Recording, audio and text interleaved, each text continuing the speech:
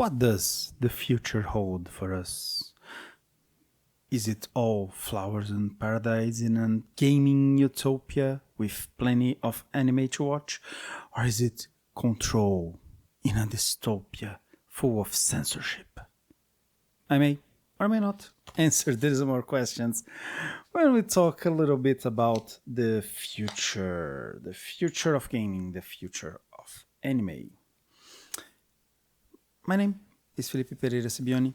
This is the FPS Factor, which is completing 1 year.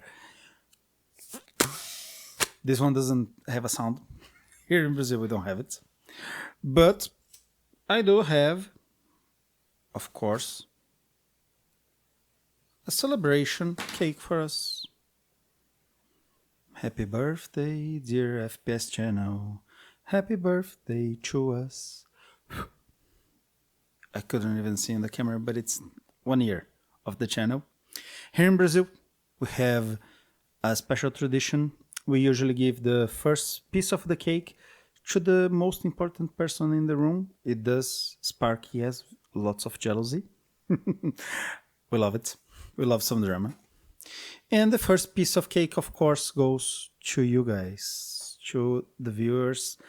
Thank you, thank you, thank you. I'm still in a very small channel, but I thank every single one of you.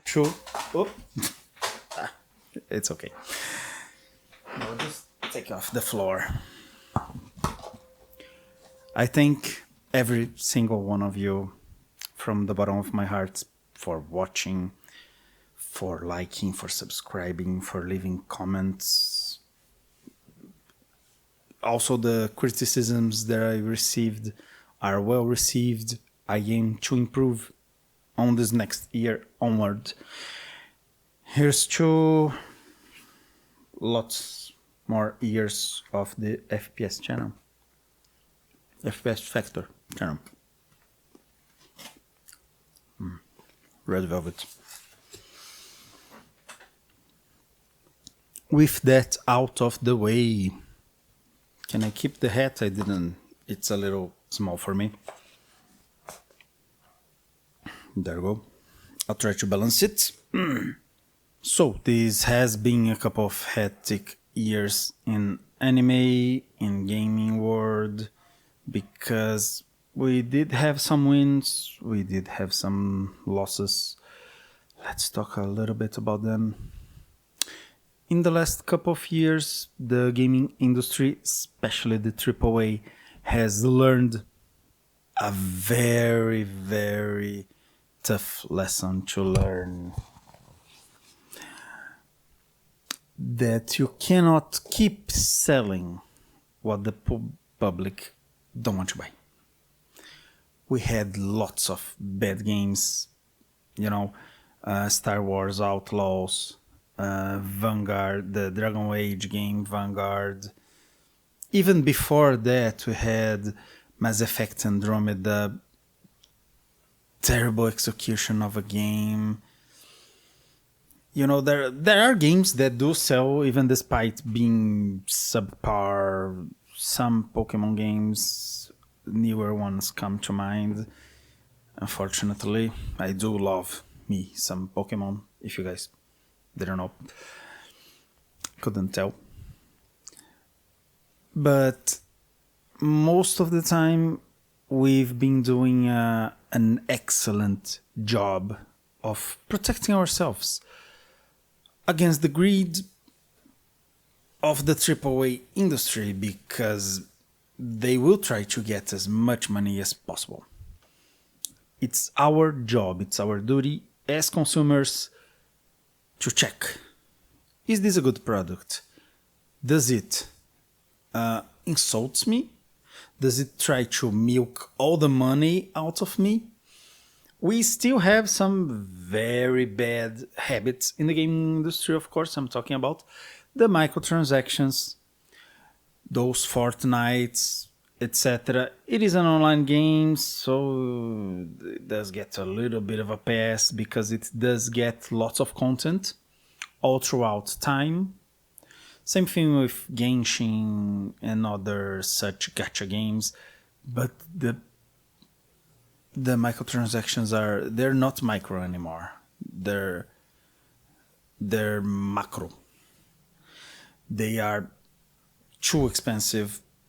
People even get in debt to be able to play the game because they are addicted. We must strive to be better in this regard. In the gaming industry, it is very important that we minimize a little the microtransactions, the gacha elements, make more full games for people to buy. Whenever I talk about games, if you don't know, if you're seeing this is the first video that you're seeing of me, hi. Do watch my other stuff later. I have lots of types of videos. I have videos talking about a single game, which are a good look at a game. I have recommendations on lots of games, Brazilian games, games that are on sale, also games that you should not be buying from devs and publishers, special one that those. And I have this kind of video that talks about the gaming industry in general or some other thing that pops into my head. I have opinions. This is YouTube, who doesn't? But thank you so much for listening to my opinions, and do tell me about yours in the comments. So we are having lots of discussions. I see lots of people talking about this kind of stuff, about the takeover that we had in the last 10 years, basically, from people who don't like gaming and entered the industry because it was growing very much. They're still trying, but they are on their way out with lots of layoffs in 2020. Even 3 we had some layoffs, but 2024, 2025, lots of good departures. Right now we have the most recently Square Enix gutting out the bad faith translators that call themselves localizers. I do have another video for it. It's, I think, my last video or the other one. Do check it out too. I talk about why it's bad. Part of it. We do have consumers choosing good products. We do have big successes like Silksong, Expedition 33. Those 2 are probably gonna be Game of Year for lots of people. I don't usually buy new games due to their price because I have too many games already, so I wait for games to lower their price. Then again, meanwhile, I have more than 1,000 games to play. Also, I have, if you want to check out, the Great Backlog Cleanser series, in which I play games randomly from my backlog. Do check it out. I do plan to make more of this, more of those, a good look at videos. My schedule is all over the place, but I do try to make them. So, we had some big wins this couple of years, but we had some big losses. Not from the industry itself, but from outside forces that threatens not only gaming, but also anime and our geek Japan-centric culture. You have credit card companies. They are striving to censor whatever they can. They wanna level Japan. They wanna drop a third nuclear bomb. If they had one, they would drop it for sure. And some countries are starting to sound a little too authoritarian for my taste, including my own. Unfortunately, Brazil here, we have had some laws passing that are meant to protect children. This basically the same one as in the UK, in which we're going. Does this law passed? Nobody talked about it, except for one small part of it, which is the loot box banning, but only for minors. And how do you plan to separate minors from non-minors when playing a game? Why, digital ID, of course. Laws of freedom, of course. Yeah, it's pretty bad. What can we do about it, about all the negative part? We gotta talk about it. We, the people, we gotta talk about it with everyone. Say this is unacceptable. Censorship, unacceptable. What Visa and MasterCard. And I still don't know, because people said, oh, PayPal's acquiring bank didn't want to deal with Steam. They had a big censorship scandal because they had to put a rule on Steam to take out games that the payment methods don't want. What the hell? It doesn't make any sense. It's a legal game. There's no illegal stuff in there. And some laws are changing for that. So, same what I just said about Brazil and the UK. So, be alert for that. But even so, even without it, the credit card companies and this acquiring bank, I saw lots of people when talking about the news on PayPal's acquiring bank that they didn't like what Steam was selling and they had to remove lots of games from Steam. Nobody said the name of that bank. What's the bank called? Who are the investors of the bank? Who owns the bank? Is it BlackRock? Most probably. We gotta fight it. We gotta end the censorship. We gotta make our road to dystopia swerve back to normalcy. We are on a very dangerous path. Be alert. Talk about it. Pressure your government. This is how we do it.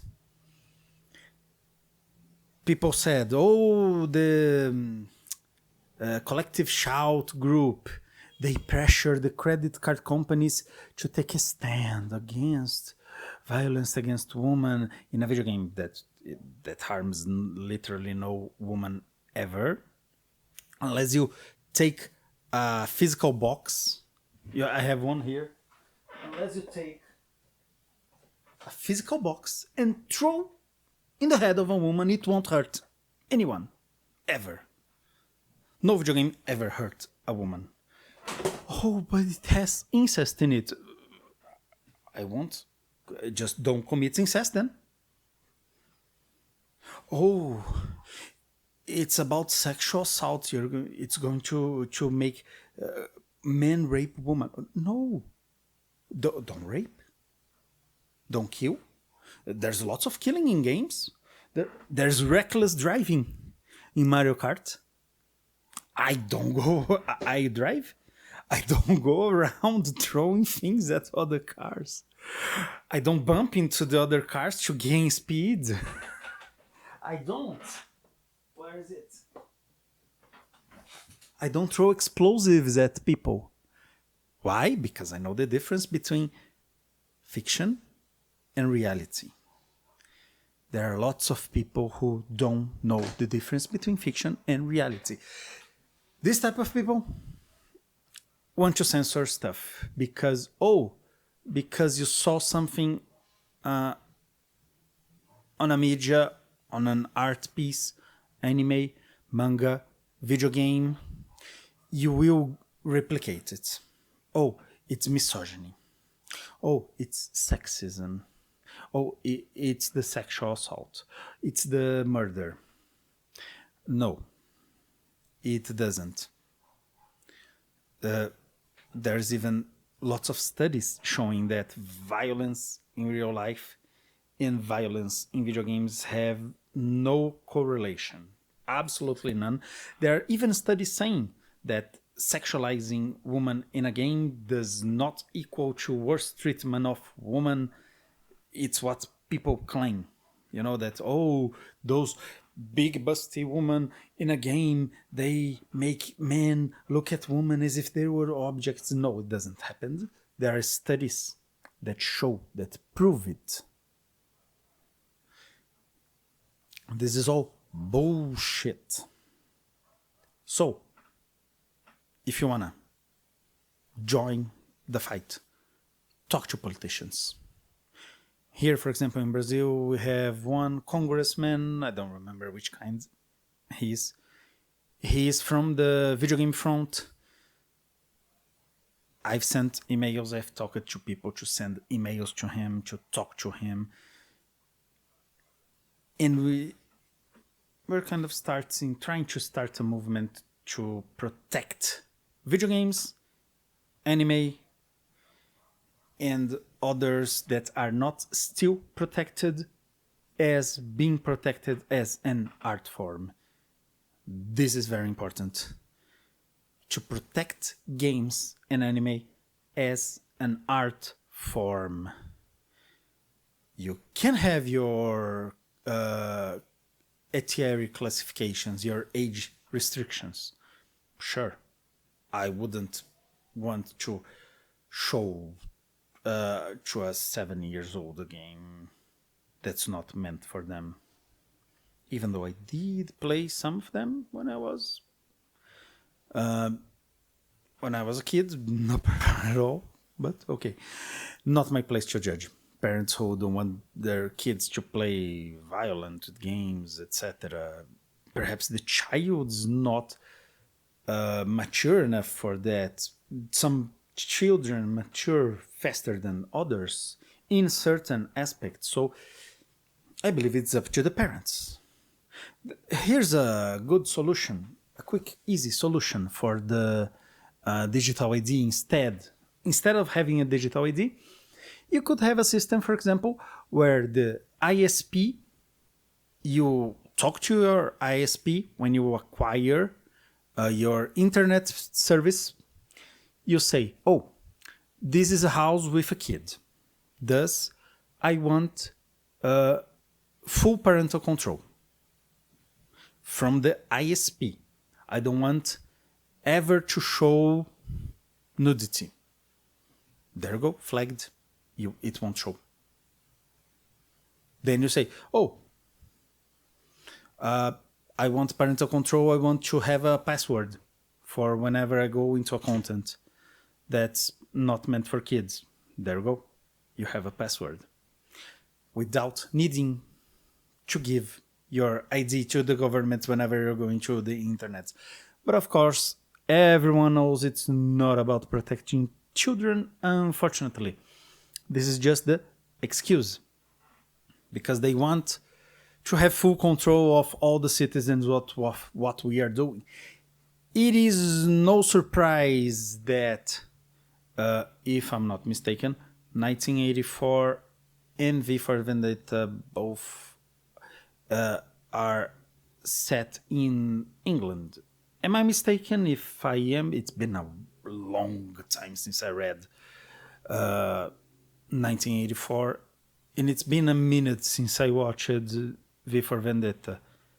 V for Vendetta, I know it is because they do have the Big Bang, and it's about the history of Britain. But I'm not sure about 1984. If I'm wrong, comment down below. If I'm right, comment too.